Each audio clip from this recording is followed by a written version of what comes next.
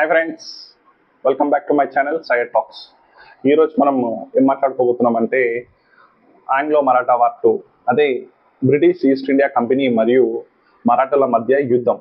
అయితే ఇది రెండవ యుద్ధం. మొదటి యుద్ధం గురించి మనము మన ఛానల్లో వీడియో తీసాము. కొత్త వారు ఎవరైనా చూసినట్లయితే ఈ వీడియో చూసినట్లయితే ఫస్ట్ వెళ్ళి ఆంగ్లో మరాఠా వార్ 1 చూడండి. అది చూడడం వల్ల మీకు క్లియర్గా అర్థమవుతుంది. దాని ద్వారా ఆంగ్లో మరాఠా వార్ 2 చూడండి. అప్పుడు మీకు ఒక అండర్స్టాండ్ వస్తుంది ఆంగ్లో మరాఠా వార్ 2 అనేది ఏంటనేది. లింక్ అనేది డిస్క్రిప్షన్లో ఇస్తాను, కింద వెళ్ళి డిస్క్రిప్షన్లో చెక్ చేసి అది చూడండి. దాని తర్వాత ఆంగ్లో మరాఠా వార్ 2 రావడానికి అలా కారణాలు ఏంటంటే అంతర్గత కలహాలు. అయితే 18వ శతాబ్దంలో భారత ఉపఖండంలో చాలా శక్తివంతమైన సామ్రాజ్యాలలో మరాఠా సామ్రాజ్యం ఒకటి. అయితే అందులో 1761లో మూడో పానిపట్ యుద్ధం ఓటమి, దాని తర్వాత ఆంగ్లో మరాఠా వార్ 1 తర్వాత కూడా కొంత టెరిటరీ లాస్ అవ్వడము, దాంతో కొంత ఆదాయాన్ని బ్రిటిషర్స్కి ఇవ్వడము, సైన్యాన్ని తగ్గిపోవడము, ఈ ఇష్యూస్ వల్ల మరాఠా సామ్రాజ్యము కొంత బలహీన పడింది. అయినప్పటికీ భారతదేశంలో చాలా శక్తివంతమైన సామ్రాజ్యాలలో మరాఠా సామ్రాజ్యము ఒకటి. అయితే ఫస్ట్ ఆంగ్లో మరాఠా వార్లో ఏం జరిగింది? ట్రీటీ సాల్బాయ్ అయితే జరిగింది. ఆ ట్రీటీ సాల్బాయ్ అంటే ఏంటి అంటే, ట్రీటీ సాల్బాయ్ ఏంటంటే మాధవరావు టూను పేష్వాగా గుర్తించడం ఒకటి. దాని తర్వాత రఘునందన్ రావు ఏదైతే కాన్స్పిరసీ చేశాడో ఆంగ్లో మరాఠా వార్ 1కి, తనకి లైఫ్ టైం పెన్షన్ ఇవ్వడము, ప్రతి ఏటా 3 lakhs రూపీస్ పెన్షన్ తనకి ఇవ్వడము, దాంతోపాటు తనకి ఇంకో మాట కూడా ఇవ్వడం జరిగింది. తన యొక్క తనయుణ్ణి ఈ బారాబాయ్ కౌన్సిల్ ఉంటుంది కదా, ఈ మినిస్ట్రీ కౌన్సిల్, ఈ పేష్వాస్లో మినిస్ట్రీ కౌన్సిల్ ఉంటుందిగా, తనని తీసుకుంటామని చెప్పి, తను పెద్దవాడైన తర్వాత తనని తీసుకుంటామని చెప్పి చెప్పడం జరిగింది. దాంతోపాటు ముఖ్యంగా సల్సట్ మరియు బరోచ్ యొక్క ఆదాయాన్ని బ్రిటిషర్స్కి ఇవ్వడము జరిగింది. ఆ యొక్క టెరిటరీస్ని కూడా వాళ్ళకి ఇవ్వడం జరిగింది.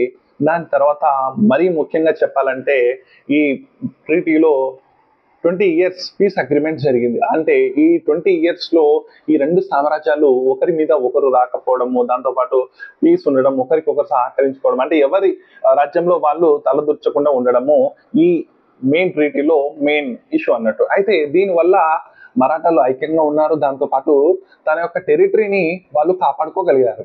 అయితే ఈ 20 years గ్యాప్లో బ్రిటిష్ ఈస్ట్ ఇండియా కంపెనీకి చాలా టైం దొరకడం వల్ల వాళ్ళు మిగతా భారత ఉపఖండంలోని రాజ్యాలను వాళ్ళు ఆక్రమించుకోవడానికి చాలా ఈజీ అయింది.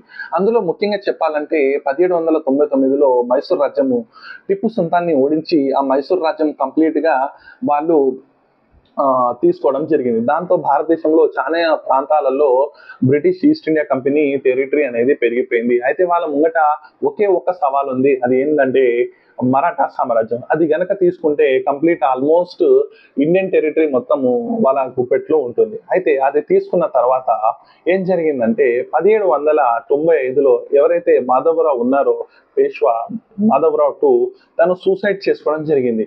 శనివారవాడలోని పెద్ద ఎత్తైన భవనం నుంచి తను దుంకి సూసైడ్ చేసుకోవడం జరిగింది. దాని తర్వాత రఘునందన్ రావు యొక్క తనయుడైన బాజీరావు 2ను ఎవరైతే కాన్స్పిరసీ చేసి ఆంగ్లో మరాఠా వార్ రావడానికి కారణమయ్యాడో, తన తనయుని మాట ఇవ్వడం వల్ల తనని పేష్వాగా చేయడం జరిగింది. అయితే తన రూలింగ్ లో ఎవరైతే ఆంగ్లో మరాఠా వారిని గట్టిగా ఎదిరించి మరాఠాలను ఐక్యంగా ఉంచడంలో సక్సెస్ఫుల్ ఉన్నారో నానా ఫడ్నవీస్ గారు, తను చీఫ్ మినిస్టర్ ఉండడం జరిగింది. తన అడ్వైజరీతోనే రాజ్యం నడిచేది, తన సజెషన్స్ తోనే రాజ్యం ఎలా నడిపించాలో కూడా బాజీరావు నేర్చుకునేవాడు, దాంతోపాటు తను నడిపించేవాడు రాజ్యం. అయితే ఉన్నట్టుండి 1800 శతాబ్దంలో ఇయర్లో నానా ఫడ్నవీస్ గారు అనారోగ్యంతో చనిపోవడం జరిగింది. తను చనిపోయిన తర్వాత రాజ్యంలో ఏకత్వం ఉండకపోయేది, అంటే యూనిటీ లేకపోవడము మేజర్ మైనస్. ఈ ఆంగ్లో మరాఠా వార్ 2 రావడానికి కూడా కారణము ఈ యూనిటీ లేకపోవడం వల్లనే. ఎందుకు అంటే ఈ మరాఠా సామ్రాజ్యంలో ఎప్పుడైతే తను చనిపోయిండో ఈ మరాఠా సామ్రాజ్యం ఎలా అయిపోయిందంటే మరాఠా ఎంపైర్ కాస్త మరాఠా కాన్ఫిగరేషన్ లా అయిపోయింది. ఈ మరాఠా కాన్ఫిగరేషన్ ఏంటంటే మరాఠాలో ముఖ్యంగా 5 మినిస్ట్రీస్ ఉన్నాయి, అంటే 5 పవర్ఫుల్ పీపుల్స్ ఉన్నారు. ఆ 5 పవర్ఫుల్ పీపుల్స్ ఎవరంటే పూణేకి చెందిన పేష్వాస్, వీళ్ళే ప్రధానమంత్రిగా కూడా ఉంటూ కంప్లీట్ సామ్రాజ్యాన్ని నడిపించేవాళ్ళు. దాని తర్వాత నాగ్పూర్కి చెందిన భోస్లేస్, దాని తర్వాత ఇండోర్కి చెందిన హల్కర్స్, దాని తర్వాత గ్వాలియర్కి చెందిన సింధియాస్, దాంతోపాటు బరోడాకు చెందిన గైక్వాడ్స్. అయితే ఈ 5 మినిస్ట్రీస్ చేతిలోనే కంప్లీట్ రాజ్యం ఉండేది. అయితే వీరు ఎప్పుడు వీరి మధ్య ఒక అండర్స్టాండింగ్ ఉండకపోయేది. అందులో ముఖ్యంగా హోల్కర్స్ ఏదైతే ఇండాపూర్ హోల్కర్స్ చీఫ్ అయిన యశ్వంత్ రావ్ హోల్కర్ కి మరియు ఈ షిండియాస్ కి పడకపోయేది. అయితే తను నార్థన్ షిండియాస్ ఉన్న ఏరియా గ్వాలియర్ ఏరియా ఉంది కదా, ఆ ఏరియాలో ఎప్పుడు ఆక్రమించుకునే ప్లేసెస్ పనులు చేసేవాడు. అయితే తను నార్త్ సైడ్ ఆక్రమించుకుంటుంటే ఈ యశ్వంతరావు తమ్ముడు సౌత్ సైడ్ డెక్కన్ ప్రాంతం అయితే మరాఠా డౌన్ సైడ్ లో తను ఆక్రమించుకొని కొన్ని ప్లేసెస్ తీసుకునేవాడు. అందులో తన ఆకృత్యాలు ఎక్కువ పెరిగిపోవడము, ముఖ్యంగా పెష్వాస్ ఉన్న ప్లేసెస్లలో కూడా వెళ్ళి కూడా తను అఘాయిత్యాలు చేయడం వల్ల తన పైన బాజీరావుటు మరణదండన శిక్ష ఇవ్వడం అనేది జరిగింది. దాంతో ఏనుగులతో తనని తొక్కించి తనని హతమార్చడం జరిగింది. ఇది 1801లో జరిగింది. అయితే ఈ విషయం తెలుసుకున్న యశ్వంతరావు హోల్కర్ చాలా కోపంతో ఉండిపోయాడు. తను ఎలాగైనా ప్రతీకారం తీర్చుకోవాలని చెప్పి 1802లో సింధియాస్ పైన మరియు దాంతో పాటు పేష్వాస్ పైన యుద్ధానికి దిగడం జరిగింది. ఆ యుద్ధంలో కంప్లీట్ గా వీరి సైన్యం అంటే పేష్వాస్ మరియు సింధియాస్ సైన్యం అనేది ఓడిపోవడం జరిగింది. ఓడిపోయిన తర్వాత వీరు పారిపోయి, అందులో పేష్వా బాజీరావు పారిపోయి బ్రిటిష్ ఈస్ట్ ఇండియా కంపెనీ దగ్గరికి వెళ్ళడం అనేది జరిగింది. అయితే ఇదే టైం అదునుగా చూస్తున్న బ్రిటిషర్స్ కి ఇది ఒక లక్కీ ఛాన్స్ లా వారు భావించారు. ఎందుకంటే లడ్డు కావాలా నాయనా, కొత్త క్యాడ్బరీ డైరీ మిల్క్ షాట్స్. వారు ఎప్పుడు డివైడ్ అండ్ రూల్ పాలసీ చేసేవారు. ప్లస్ దాంతో పాటు ఎక్కడ గొడవలు జరుగుతాయి, ఎక్కడ ఛాన్స్ ఉందా ఆ ఛాన్స్ లో తను దూరి తను ఎలాగైనా లాభపడాలని చూసే వ్యక్తి బ్రిటిషర్స్. అయితే తనకు ఇది మంచి ఆపర్చునిటీగా భావించి తను కొన్ని ట్రీటీస్ చేసుకోవడం జరిగింది. ఆ ట్రీటీ ఏంటంటే ట్రీటీ ఆఫ్ బసైన్. అంటే ఇప్పుడు లేటెస్ట్ ఇప్పుడున్న ప్రకారము బసైన్, ఆ సిటీ పేరు బసైన్. అయితే ట్రీటీ ఆఫ్ బసైన్ అనేది చేసుకోవడం జరిగింది. అయితే ట్రీటీ ఆఫ్ బసైన్ లో ఏం చేసుకోవడం జరిగిందంటే, సరే మేము మీకు హెల్ప్ చేస్తాం, సైనిక హెల్ప్ చేస్తాం, కానీ ఇప్పటి నుంచి మీ యొక్క రాజ్యంలో మీ సైనికులు ఉండకూడదు, కంప్లీట్ మా సైన్యం ఉంటుంది. 6000 మంది సైన్యము సూరత్ వైపు పెడతాము, మీ సైన్యం మొత్తం అక్కడి నుంచి ఖాళీ చేయాలి. దాంతో పాటు మీ రాజ్యాలలో మొత్తము మా సైన్యము ఉంటుంది. దాంతో పాటుగా మీరు ఏ డిసిషన్ తీసుకున్నా, ఏ ఫ్యూచర్ లో ఏ అలయన్స్ పెట్టుకోవాలన్నా కూడా మా పర్మిషన్ తీసుకోవాలి. మీరు ఎవరితో యుద్ధం చేయాలనుకున్నా కూడా మాతో పర్మిషన్ తీసుకోవాలి అని చెప్పి ఈ ట్రీటీ అనేది చేసుకోవడం జరిగింది. ఆదాయం కూడా కంప్లీట్ గా వాళ్ళు తీసుకోవడం జరిగింది. అయితే బాజీరావుకు అక్కడ ఉన్న ఆప్షన్ ఏంటంటే తను ఎలాగైనా పేష్వా అవ్వాలి, మళ్ళీ తనే పేష్వా అవ్వాలని చెప్పి తను ఏం చేశాడంటే ఈ ట్రీటీస్ పైన సైన్ చేయడం జరిగింది. అయితే ఈ ట్రీటీ తెలుసుకున్న మిగతా మినిస్ట్రీస్ ఎవరైతే సింధియాస్ ఉన్నారో, భోస్లెస్ ఉన్నారో, వారు దీన్ని చాలా అవమానంగా భావించారు. ఎందుకంటే తన రాజ్యం మొత్తం బ్రిటిషర్స్ చేతిలోకి వెళ్ళిపోతుంది, దాంతోపాటు వాళ్ళది మొత్తం అడ్మినిస్ట్రేషన్ ఉంటుంది, పేరుకు మాత్రమే మనం ఉంటాము అని చెప్పి వాళ్ళు చాలా అవమానంగా భావించారు. దీన్ని ఈ ట్రీటీ మనం ఒప్పుకోలేదు. దాంతో ఏమైంది, ఆంగ్లో మరాఠా వార్ 2 రావడానికి కారణమైంది. అయితే బ్రిటిషర్స్ ఏం చేశారు, ఈ యుద్ధంలో రెండు వైపులా సైన్యాన్ని పంపించడం జరిగింది. ఒకటి అతారీ లెస్లీ ఒక సైడ్ నుంచి, అంటే డెక్కన్ ప్రాంతం నుంచి, సౌత్ మరాఠా సైడ్ నుంచి యుద్ధం చేస్తే, జనరల్ లేక్ తను ఏమో అప్పర్ సైడ్ ఉత్తర భారతదేశము ఏదైతే ఢిల్లీ, ఆగ్రా, ఈ గ్వాలియర్ లాంటి ప్రదేశాలలో తను అటాక్ చేయడం అనేది జరుగుతుంది. అయితే అందులో ముఖ్యంగా 1803లో మొదటి యుద్ధం జరిగింది. ఆ మొదటి యుద్ధం ఏంటంటే అహ్మద్ నగర్ కోట యుద్ధం. అయితే అహ్మద్ నగర్ యుద్ధంలో ఏం జరిగిందంటే లెస్లీ ఏం చేశాడు, కంప్లీట్ తన యొక్క సైన్యంతో అహ్మద్ నగర్ కోటను చుట్టుముట్టడం జరిగింది. దాంతో అక్కడ ఉన్న సైన్యం దాన్ని కాపాడుకోలేకపోయింది.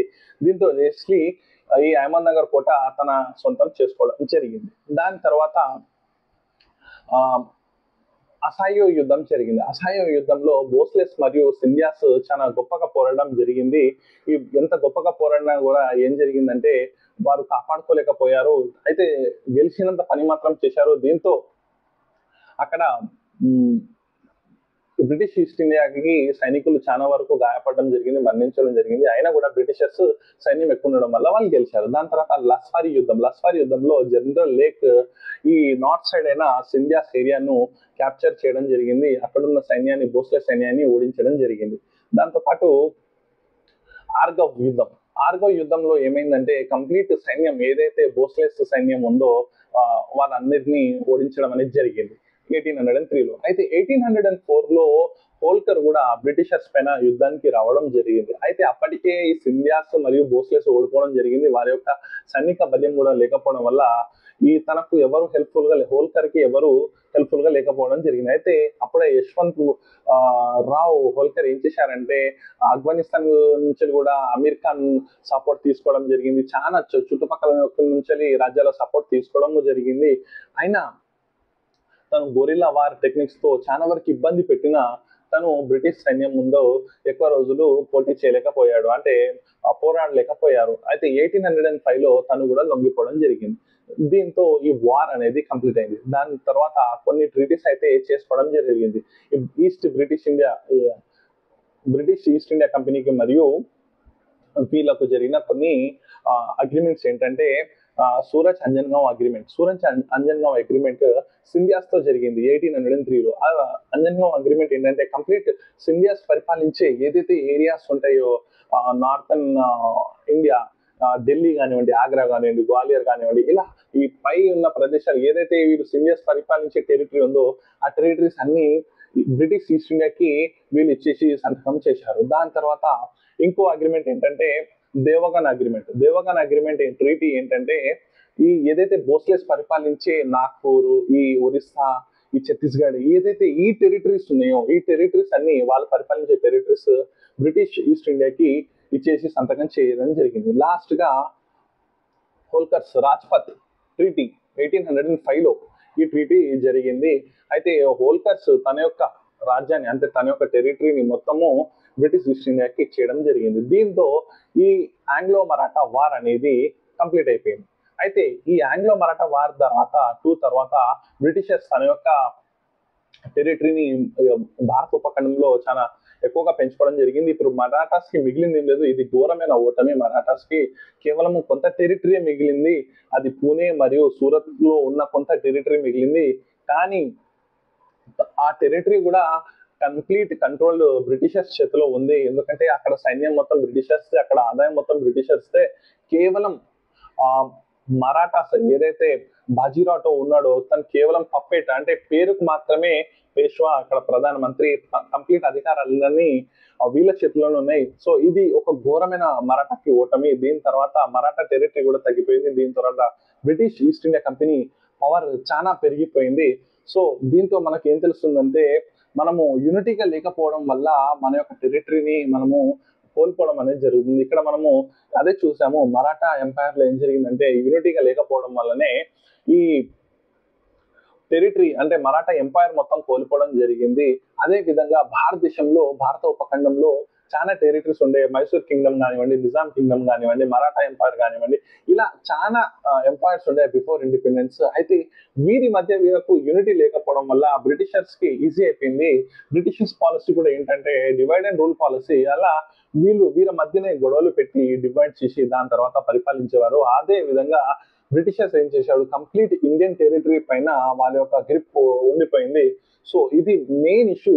యూనిటీ అనేది చాలా ముఖ్యము. అది రాజ్యంలో కానివ్వండి, దేశంలో కానివ్వండి, రాష్ట్రంలో కానివ్వండి.